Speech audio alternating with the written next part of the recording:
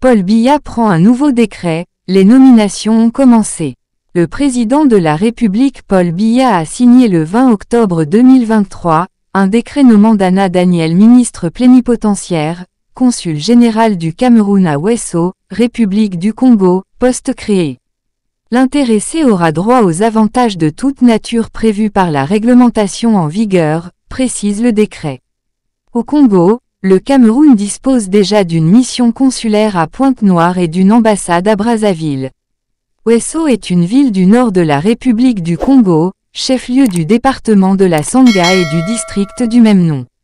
La ville est la capitale économique et commerciale de la Sangha ainsi que la première place agro-forestière du pays. Wesso est le siège d'une antenne de la Banque des États de l'Afrique centrale.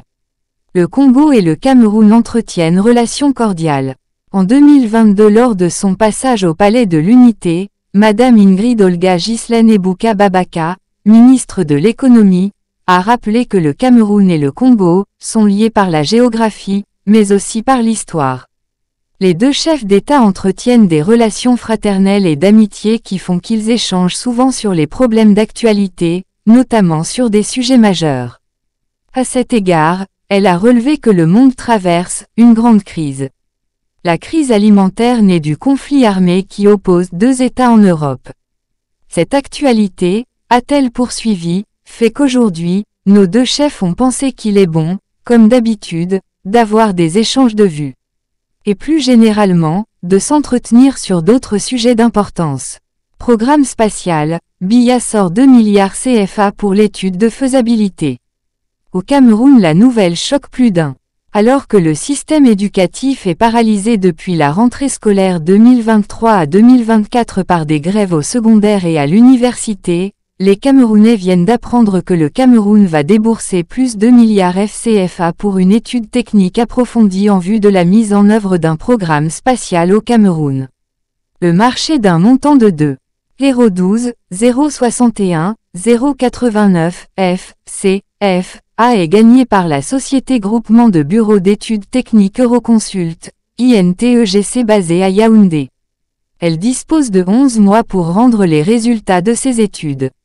Pour Rémi Tassing, les priorités du gouvernement ne sont pas en adéquation avec les besoins des populations, 2 milliards FCFA.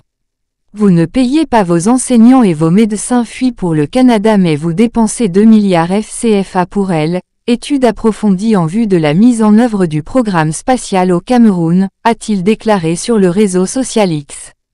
Ce n'est pas la première que le Cameroun exprime sa volonté de conquérir l'espace.